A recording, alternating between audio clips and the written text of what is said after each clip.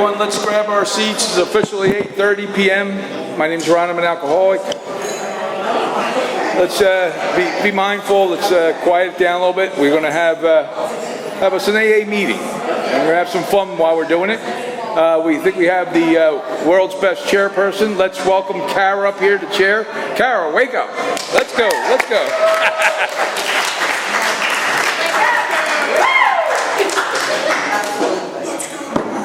Hey, wake up.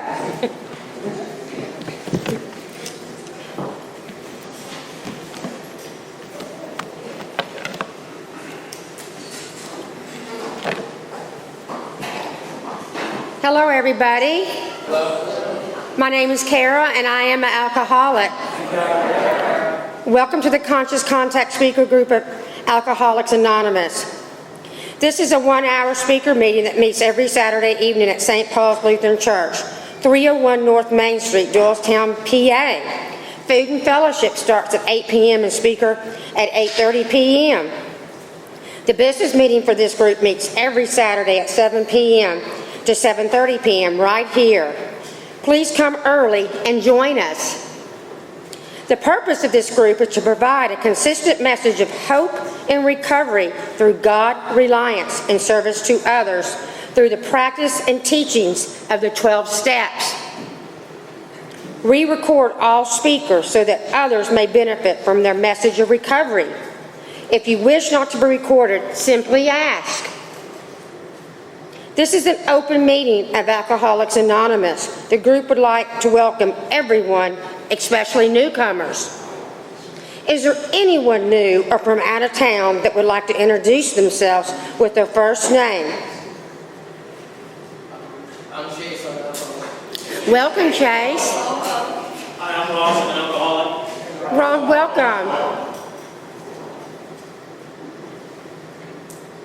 The Conscious Contact Speaker Group encourages sponsorship. Would anyone with the working knowledge of the 12 steps and willing to sponsor, please raise your hands. Are there any announcements for the good of AA? In the back? Is there an announcement? No, I'm sorry. Oh, well, that's okay. My phone going off. Oh, okay.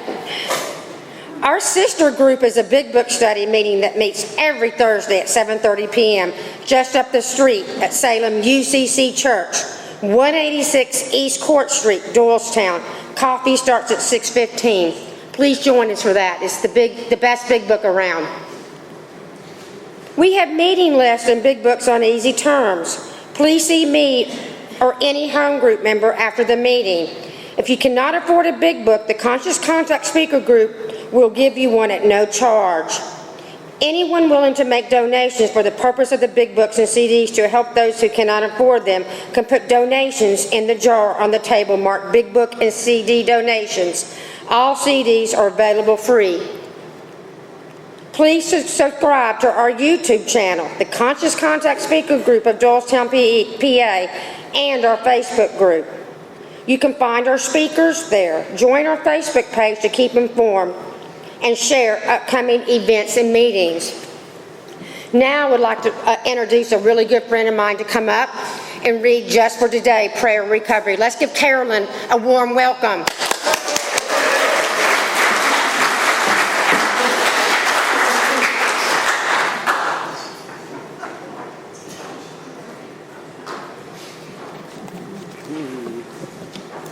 Okay.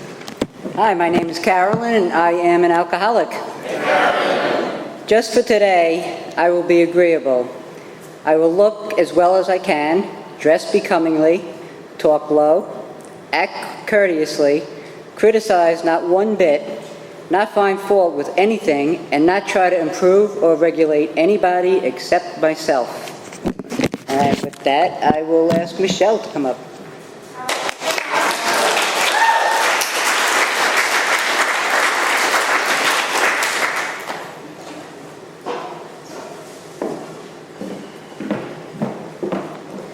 Hi everyone, I'm Michelle and I'm an alcoholic. The AA preamble. Alcoholics Anonymous is a fellowship of men and women who share their experience, strength, and hope with each other, that they may solve their common problem and help others to recover from alcoholism. The only requirement for membership is a desire to stop drinking. There are no dues or fees for AA membership,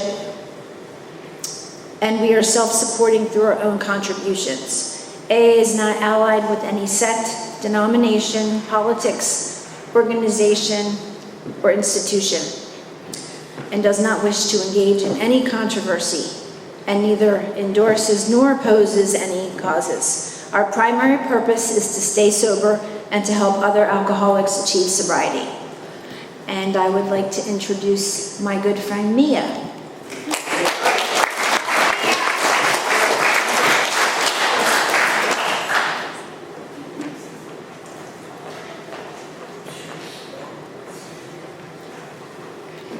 Hi, I'm Mia, and I'm an alcoholic. I'm here to read the 12 steps. 1, we admitted we were powerless over alcohol, that our lives had become unmanageable. 2, came to believe that a power greater than ourselves could restore us to sanity. 3, made a decision to turn our will and our lives over to the care of God as we understood Him. 4, made a searching and fearless moral inventory of ourselves. 5, admitted to God, to ourselves, and to another human being the exact nature of our wrongs. 6, we're entirely ready to have God remove all these defects of character. 7, humbly asked Him to remove our shortcomings. 8, made a list of all persons we had harmed and became willing to make amends to them all. 9, made direct amends to such people whenever possible, except when to do so would injure them or others. 10, continued to take personal inventory, and when we were wrong, promptly admitted it.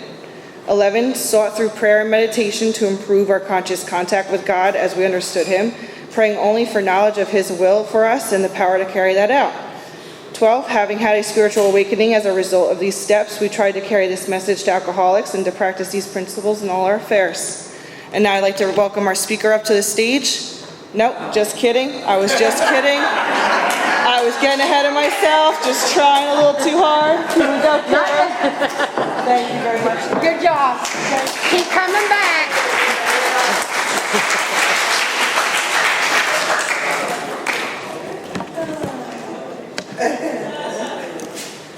The 7th tradition states, every AA group ought to be fully self-supporting, declining outside contributions. At this time, I would like to pass the basket. We have no dues or fees, but we do have expenses. This group provides many services. Your donations cover food, rent, big books, CDs, events and workshops, etc. There is absolutely no smoking on church property.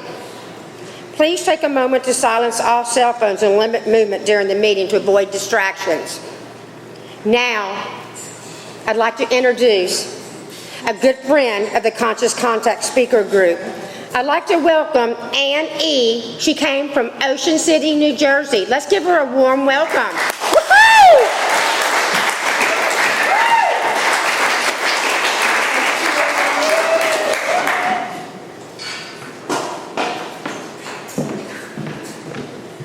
Wow. Hi, I'm Ann. I'm an alcoholic. Hi. I'm glad my husband told me to wear the jacket, because when I walked in here, you guys were out there looking so good. I thought for sure this was like a church thing or maybe a rehearsal dinner or something. And then someone told me we dress up for this meeting. And I love that, just like they did in the old days, I guess, huh?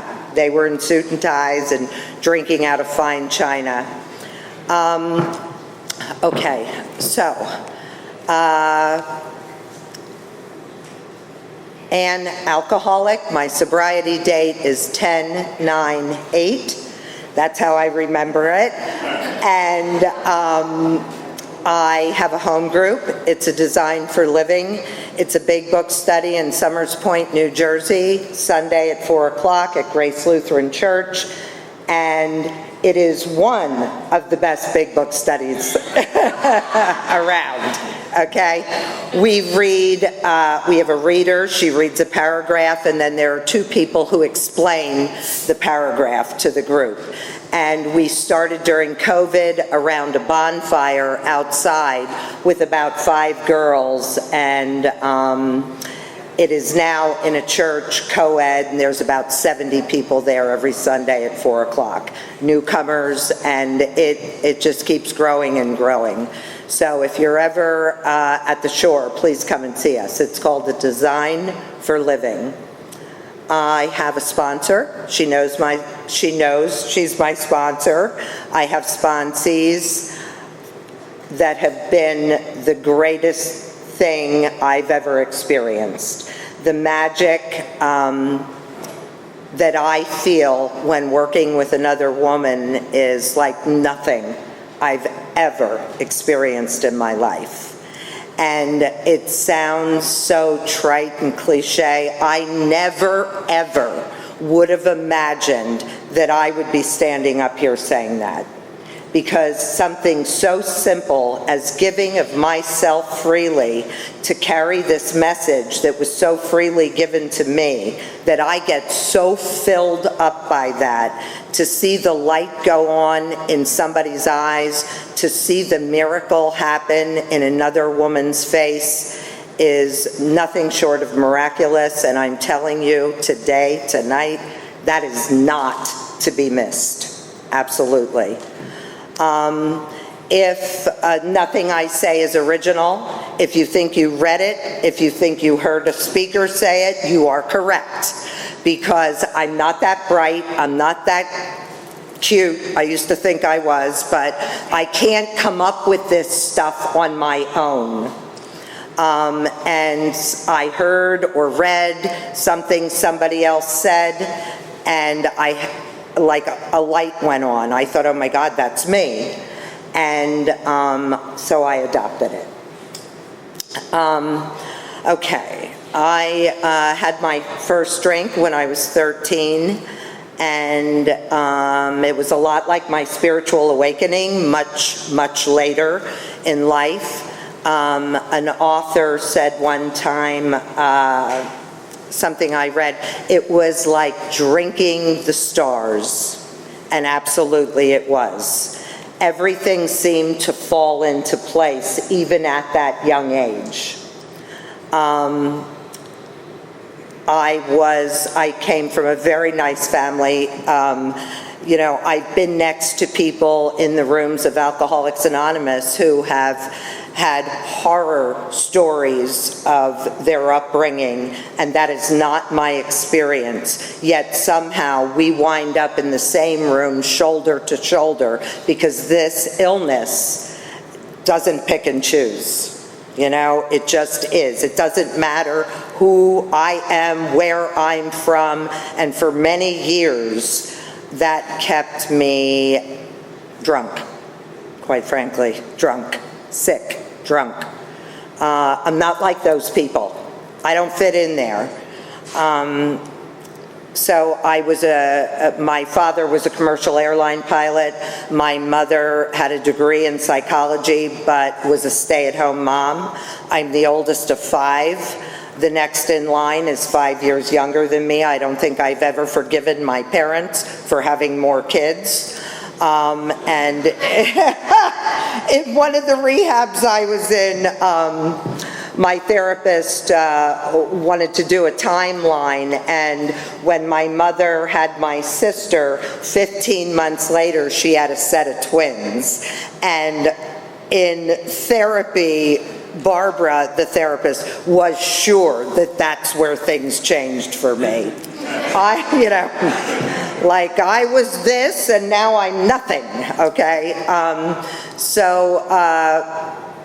I was a cheerleader, I was a gymnast, I had girlfriends, I had boyfriends, I traveled the world with my family. We were a close-knit family. My father would leave, and that was always better when he wasn't around because he was the strict one. My mom was the pushover. And plus the fact she had her hands full, she really couldn't be focused on what I was doing.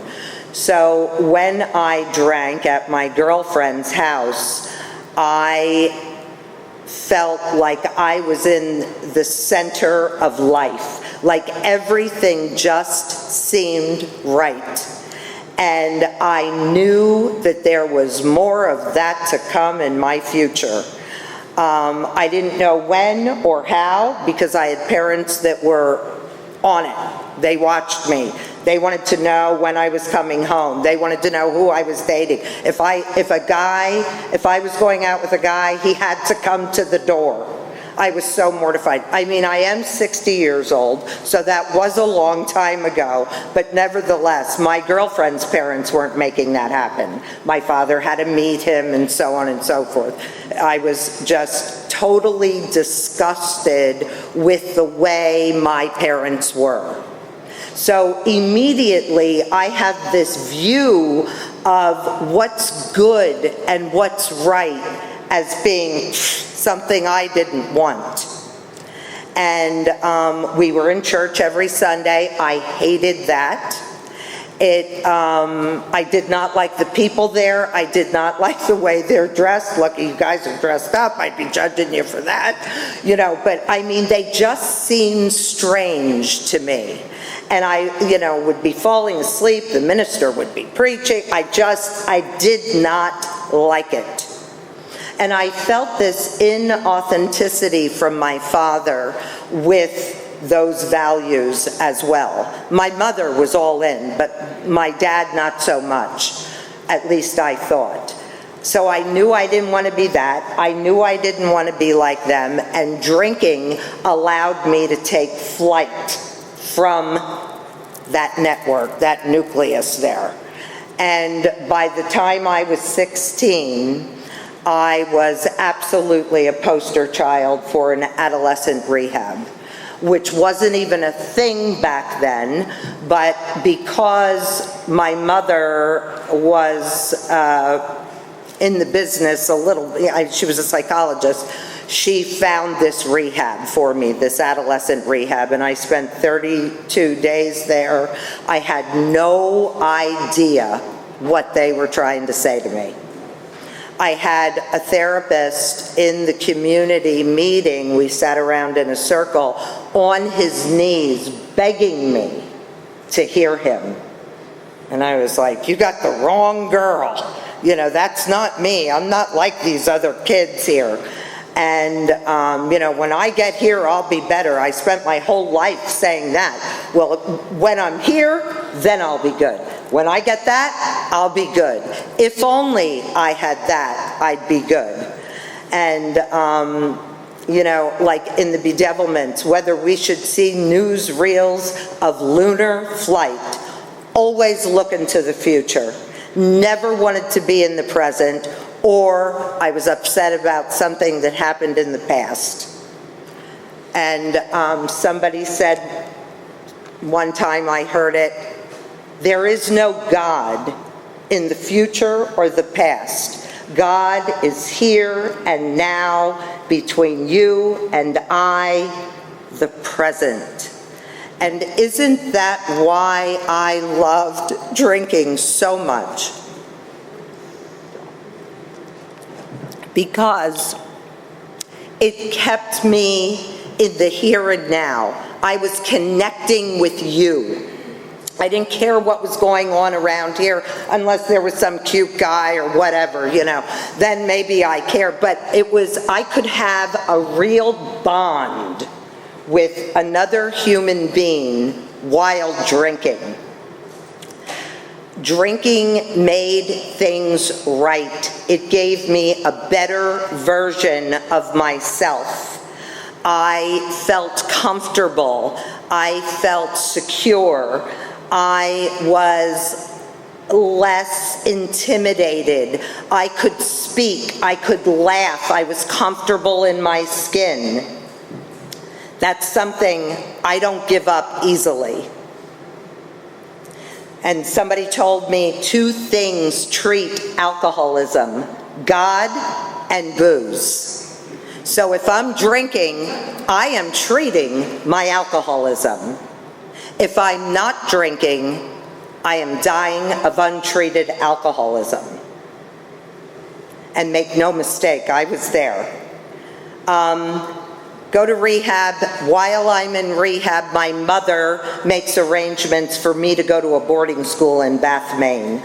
I go there. I'm from Reading, Pennsylvania, and these girls are from New York City and Los Angeles and Chicago. And these girls are city girls. And it is no longer okay to be me. It is confirmed.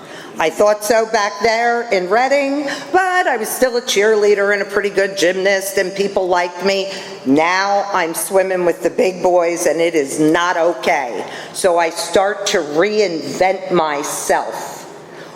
You know, I think about this, it's so ridiculous because these girls knew me. They knew where I was from, yet now all of a sudden I'm like a city girl, dressing, borrowing their clothing, calling my mother, demanding that she find me this or that so I could fit in. And I got out of boarding school by the skin of my teeth because I was not concerned at all with academics. And I went to Boston, I left Boston, and the doors opened up to my drinking, clubbing, and the horror show began, really. I left college, I didn't even tell my parents I left. I was in California and I got in some trouble there and wound up coming home with my tail between my legs, and my father told me on the phone that my mother was dying of cancer, and my mother died of cancer at 40 years old. And I was drunk the entire time. I could not be there for my sisters, for emotional support. I hated my dad at that time, and looking back, I wreaked havoc on that family. And first it was my mother and father and my siblings, and later it was my husband and my children. Like, people were not better off having been with me, period. And so, you know, more craziness after my mother dies, and I knew my father wasn't going to kick me out of the house while she was dying. So I did whatever I did, and as soon as she died, it was like, get out. And that was a gateway for a whole nother series of horrifying events. You know, my war stories aren't going to keep me or you sober, so I'm not going to get into them. But I do remember them, and they're all the same anyway. You know, they really are. It's just horrifying, and I didn't know how to get out of it. And I used to see people say, no, I've had enough, I don't need anything else to drink. And it started to occur to me that I never say that. I never go into a bar and order a club soda. I always order a drink. I've never had enough. There will never be enough insurance for me where drinking is concerned. I always want more, and even when the goal is reached, even when I'm drunk, I don't go home. Like, my friends go home, you know, they can't walk, they're slurring, maybe throwing up. They go home. I don't. And, you know, I'm a slow learner. It started to occur to me after a few years that they were never there in the end, my friends. They would leave. And then I was there with the dregs, you know?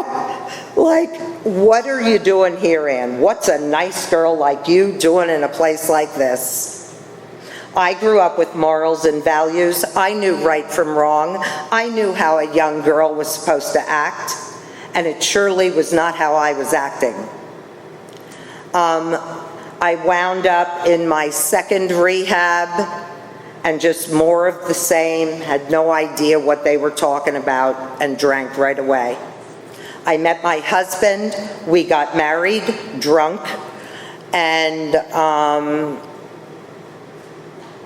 we drank together for a couple of years, and I wound up in another rehab. My sisters came to the house and intervened. And they told my husband, if you don't stop drinking, Ann's not coming back here.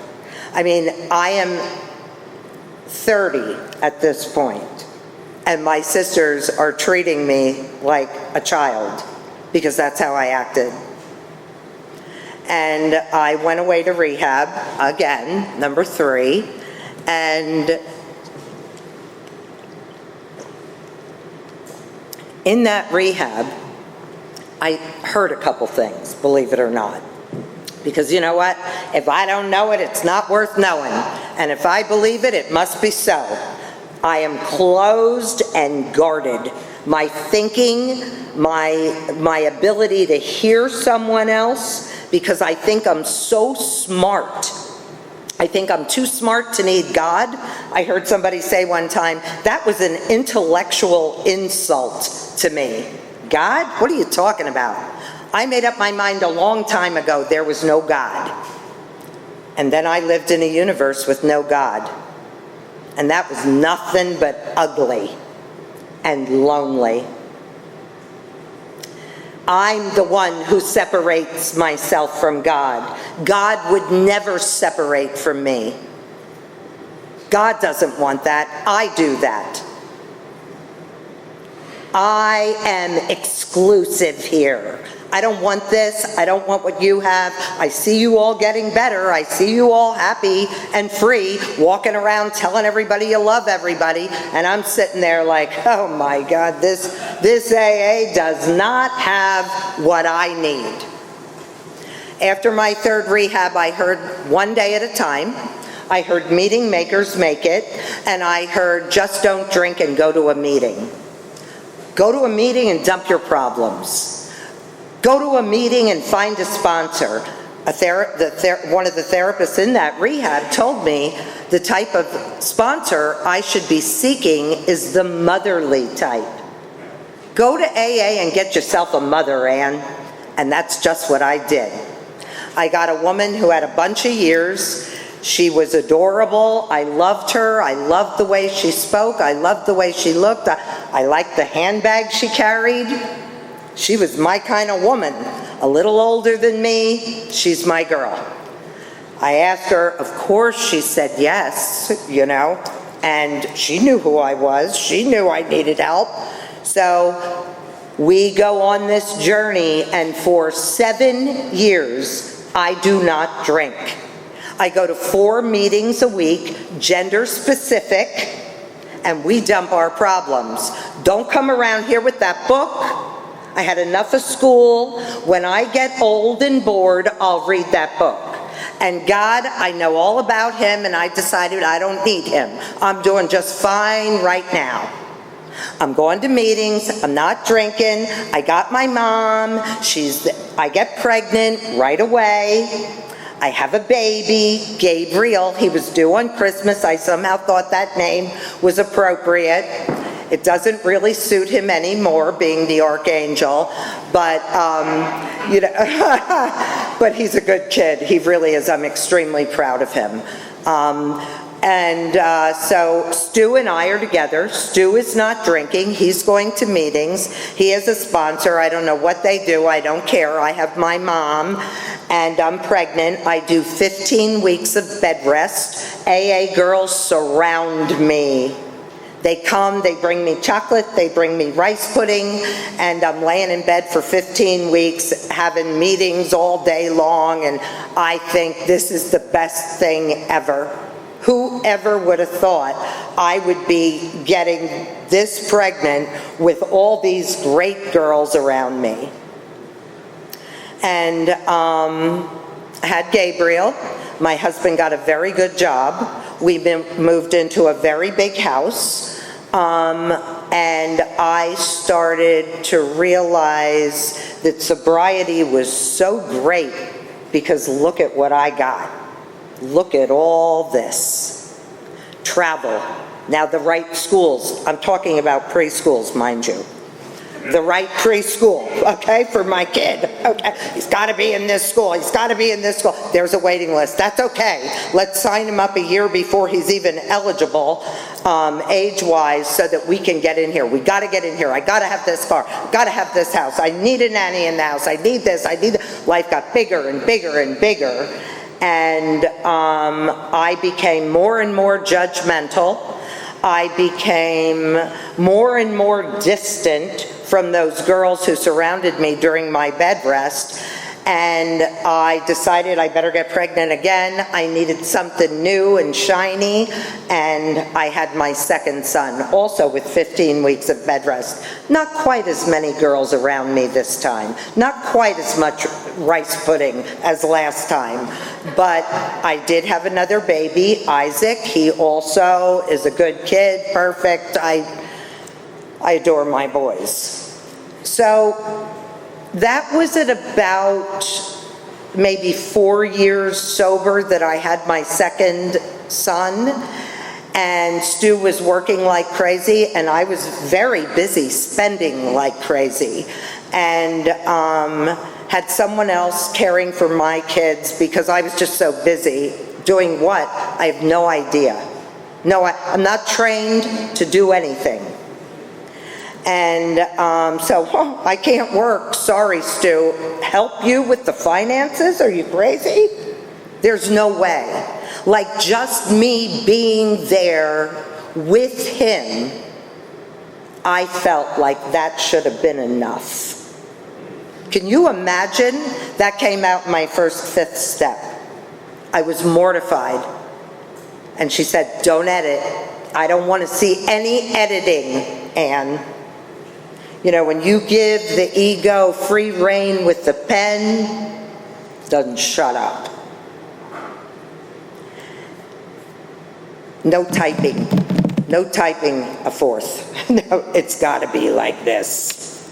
Something happens. Because when an alcoholic like myself puts pen to paper, that's a commitment.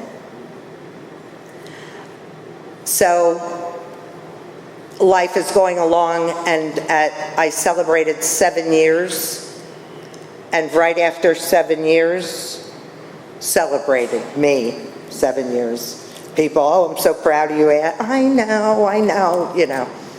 Going to those 4 meetings a week, knowing full well that I'm not any better. Life looks better. I'm living from the outside in, but I'm no better in here.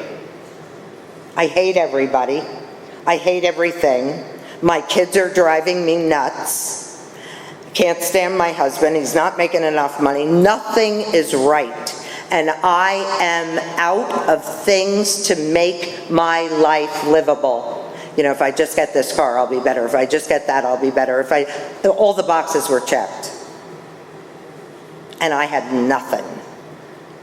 So, being the rational person I am, I think, you know what? I'm going to have a drink. Because I'm older now, I have all this and the kids, I will never behave like I did when I was a kid drinking. And I drank after 7 years of being in the fellowship alone. Meeting-based sobriety only gave me a little relief. It is a part of the program. It is a part of the circle and the triangle. It is the unity. What about the recovery and the service? I didn't even know that. After I picked up a drink at 7 years, I did not see the light of day for 4 years. I was in 5 more rehabs, and it didn't matter what movie stars were there anymore, because I was walking in like I was dragged in, basically, myself. Like, nobody wanted anything to do with me. My husband was on his last leg. My kids would look at me like when I drank, my Gabriel said, "Mom, what's that smell?" And I lied, of course. And I used to sit at night and be up drinking and write things like, what changed from when I was sober, not really dry, to now drinking. And I would list these things and sob and look at my kids and want to stop but couldn't. And I had 7 years in here, I had no idea what was wrong with me.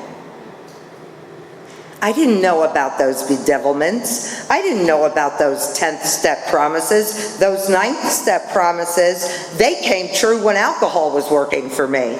All of them.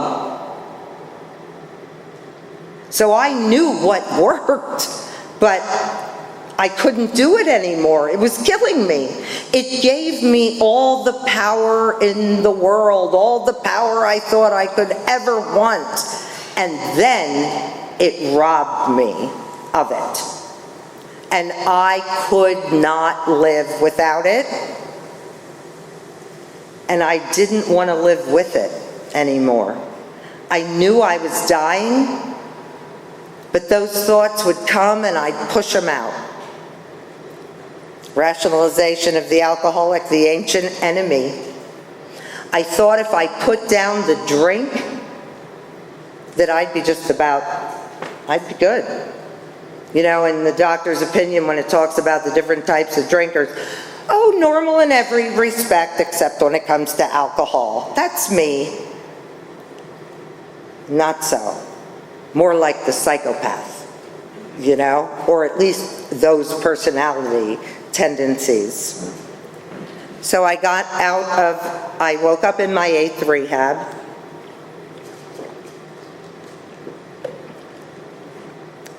Nobody was there.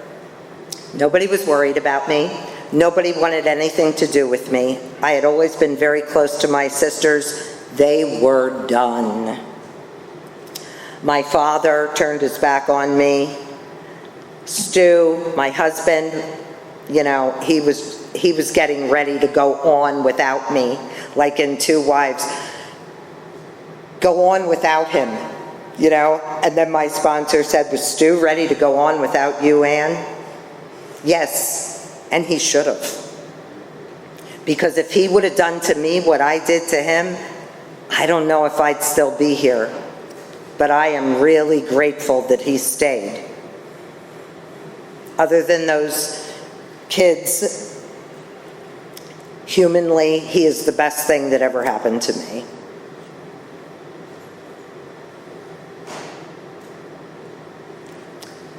And, you know, when I was driving up here, getting in my head like, oh my God, what are you going to say to these people?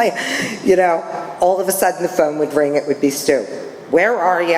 Is it raining? Blah, blah, blah. You know, it's like, just get me out of here for a minute. Could I please have 5 minutes that I'm not thinking about myself? Please. You know, just so I can breathe a little bit. Please. So I come dragging back into AA. Hi, I'm Ann, I'm an alcoholic, I'm back from rehab again. I need a sponsor, blah, blah, blah. Okay, so anyway, there was this girl. People were sick of me in AA.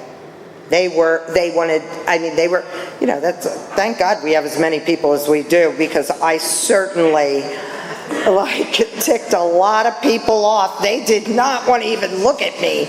And I'm in a small town. Everybody knows everybody. Man, I thought that was me with the microphone. I'm glad it wasn't. So, anyway, there was this girl, and she used to say things in meetings that made sense to me. And I'd think, wow, I can't believe she admitted that in a room full of people. Like, she just came right out with it and said, I thought I was smarter than all of you people. Like, I would have never said that because that would have made me look conceited or egotistical. You know, I kept that stuff under my hat. I knew what was allowed to be thrown out on the floor and what wasn't. And that's just not so. I did not know what was appropriate and what wasn't. I didn't even know that there's a singleness of purpose here, and that this program has been around for a long time, and I need to respect that. My sponsor said, why do you talk about the other? Well, because I need to, that's me. She said, no, you don't, Ann. You don't need to talk about it. It's your ego. Because I wanted to be just a little bit different. Typical alcoholic, just a little bit worse, maybe. Maybe I had it a little worse. You know, then you'd understand me. So there was this girl, she used to say things, and I thought, wow, she's good. She didn't look like me. She didn't carry the handbag that I liked. She didn't wear the boots I liked. But she was kind of cool, and she liked me from a distance. Like, I was in this mean girl group. Big book, schmig book. Take God out of the equation. Yeah, I mean, like, crazy stuff that makes me want to hyperventilate when I hear it in a meeting today. I'll look at a sponsee across the room and I'll be like, you know, when somebody, we don't talk about God. Well, I do know of a paragraph in the big book that says, yes, of course. And that means we are going to talk about G-O-D, God. I'm not going to tell you what he looks like. That's up to you. That's up to you, and sit and give that spiritual way of life a fair hearing, which is something I was way too lazy to do. Way too lazy. Whatever, that's not gonna work for me. You know, I need to see it. Well, I'm here to tell you I can see and I can feel my God in my life today. When I look out here, that's God. I would not be up here speaking with people actually listening if there was no God, nor would I have the butterflies in my stomach driving up here about to speak, because I wouldn't be driving up here to speak if there was no God. I see him and I feel him everywhere. So Stephanie started the work with me. She said, okay, we got to sit down. If you want me to sponsor you, I asked her, if you want me to sponsor you, we have to sit down and we have to discuss this. And I'm like, sit down and discuss it? What are you talking about? I'm the worst person around and I'm asking you for help. So we sat down and I told her the list of motherly duties, and she's a year younger than me, by the way, but still going to make her my mother. And she turned her book around and slid it over to me, and she said, this is how I take a sponsee through the steps. I said, well, I don't need that book. I got 8 of them. You know, every rehab, they were handing me a book. I had a stack of them. And she said, okay, good. I want you to get it. We'll meet once a week for an hour and a half, maybe 2 hours if you're lucky. And I'm thinking, what? And we're going to go through the book, knee to knee, eye to eye, line by line. And I thought, well, that is nothing that I want to do, but I'm desperate. There was so little of me left to fight her, to defend myself, to tell her what I wanted. I didn't know what I wanted. I didn't even know what was wrong with me. Like, I knew I was an alcoholic, but I thought I was an alcoholic because of my behavior. I had no idea what the allergy was. I heard that term thrown around in the rooms, and I thought, well, that just means I can handle more than others, or that just means that I get a bigger hangover, or I don't get a hangover. No idea. That circle and the triangle, I saw that tattooed on a few people's ankles, okay? I saw that around a few girls' necks.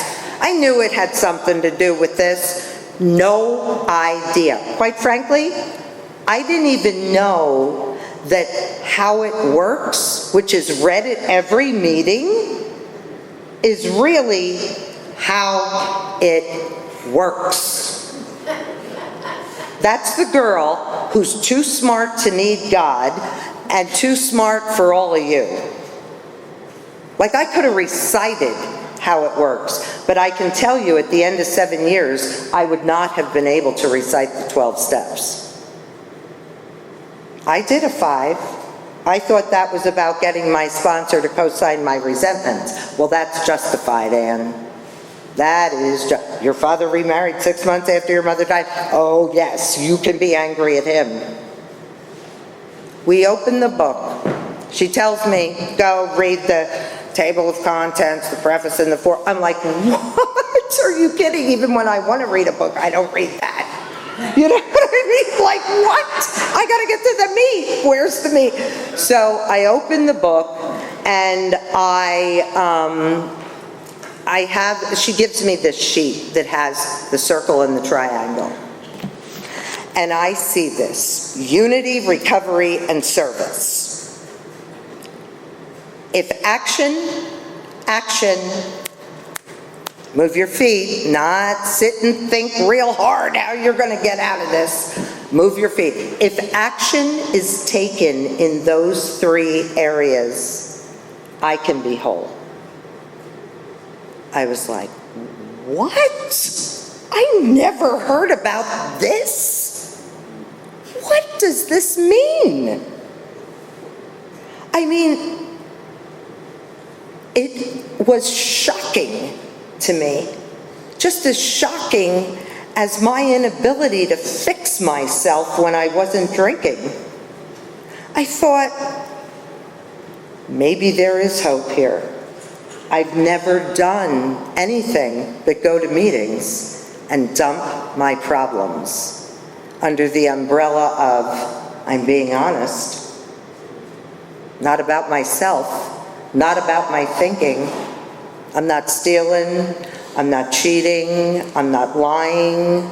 Yes, I'm gossiping, yes, I'm judging, but those biggies, no, I'm not doing that.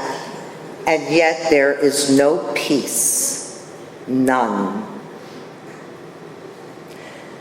So she explained to me that if action is taken in those 3 areas, because like, as an alcoholic, I am in disconnect. I am either living in the cravings of my body, the obsessions of my mind, or my emotions. And it's a disconnect. Here, they're connected. And that's the wholeness. But I'm not there yet. You got some work to do, Anne. And compared to the work I was doing in the end years of my drinking, this was a walk in the park. So I started to learn that thinking the drink through, another hyperventilating thing, is not going to do it for me, because that assumes that all I have to do is play the tape through, think about my war stories, and that's going to keep me away from a drink. That is not so. That is not going to work. It says quite clearly in the big book of Alcoholics Anonymous that we have no mental defense against the first drink.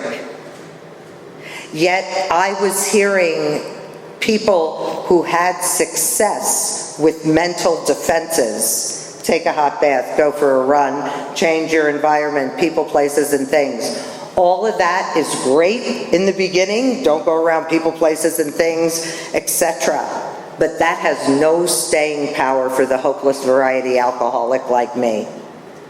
I need depth and wait. My sponsor delivered a message of hope that I didn't even know I needed. I did not know what I needed. Yet, if you would ask me, I would give you the list. I need this, this, this, this. How do I know? I don't. Because everything I'm using to fix myself is no longer working. I'm scared to death to say I don't know. I am scared to death to say that doesn't work for me. What do you mean by that? Could you explain that? We agnostics. I had no idea that the first step was about admitting that I am alcoholic. That powerlessness, that comes a little later. And I had no idea what powerlessness was until I fully understood the allergy. Because I'm a halfway girl. I'm a good enough girl. Yeah, got it. I don't need that. I don't need more explanation. I got it. I'm self-sufficient. My self-sufficiency was so good, it damn near killed me. That's how good my self-sufficiency is. But yet I want to hold that. Yet if I just took a little look back, not very far, I would see how self-reliance has failed me time and time again. Those bedevilments, I have not had trouble with those bedevilments in years. I was taking this guy through the steps on the phone. We're going through the bedevilments. He says to me, well, sure, doesn't everybody have problems with that? I said, no, Brandon, no, they don't. There occasionally is a personal relationship thing, okay? But the rest of it, no way. Because you know what? God is leading the way, not me anymore. She started We Agnostics. The way Wilson lays that out, he backs you into such a corner with the things that you put your faith in, there's no wiggling out. It's like, what do you mean you have no capacity for faith, Ann? You believe in diamonds and Louis Vuitton, don't you? Don't you, Ann? Well, yeah, sure. Well, who told you that? Well, I don't remember. Well, you're going to base your whole life around that, and you don't even remember where it came from. And you know, there were points in my life today which are very far away from Louis Vuitton and diamonds, by the way. And I would think, oh, if I just had that, it would be better. You had that, and it was terrible for you. It was food for your ego and nothing more. You are better small. I got to get right-sized to find this power I so desperately need. And right-sized can be painful. Because, and Stephanie used to say to me, you know, if it's about your ego, Ann, it's going to be long and it's going to be very hard to get over. And it's going to be painful. But then I hear humility is something that I should be seeking along with God. That's all AA asks you to do. Seek. Seek. God does not make too hard terms for those who seek Him. Who knew that? I thought I had to look like a church lady. I thought this was like a flight off the cliff. Like I would be, and you know, I said that to my sponsor too. I don't want to. Finally, I was able to say how stupid that sounded. I knew it sounded so stupid, like I was 5. I don't want to look like a church lady. And she looked at, I mean, you know, I'm 60. I was 45 when I said that. Mortifying. She looked at me and she said, oh, Ann, I don't think you have to worry about God making you any kind of a spiritual giant. Okay? I am sure He's not going to use you that way. She also told me one time, and then years later, I said it to her, because I've said it to every single sponsee I've ever had, because it's so perfect for an alcoholic like me and some of the ones I know back in Jersey, and probably some of the ones sitting here too. You know, Ann, we're not all better off hearing what you have to say. I mean, I'm never without a comeback, ever.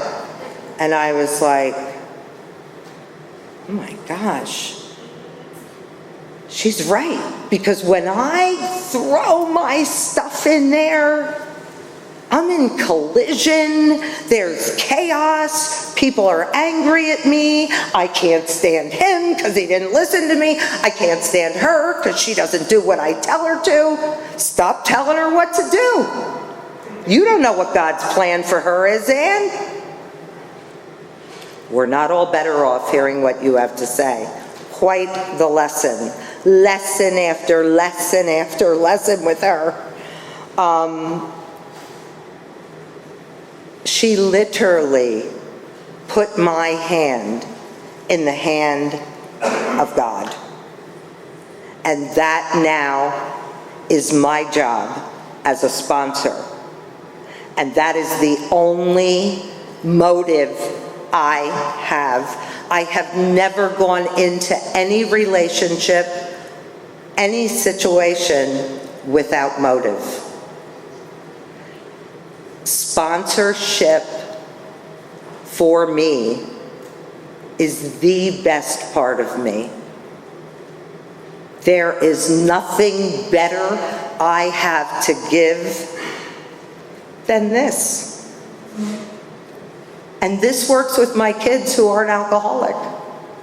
This works with my husband, my sisters, and a whole bunch of other people who might work on my nerves once in a while. This is a design for living. I'm not promoting.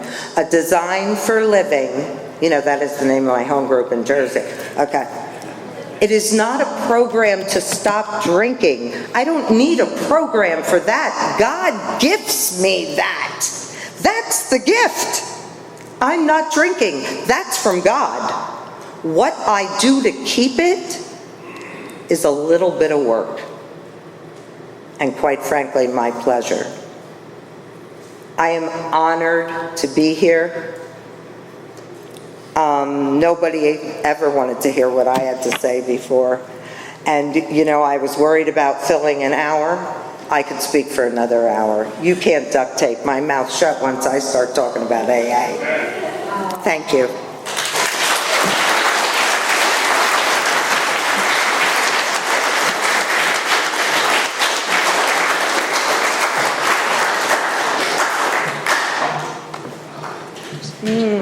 Yeah, fantastic.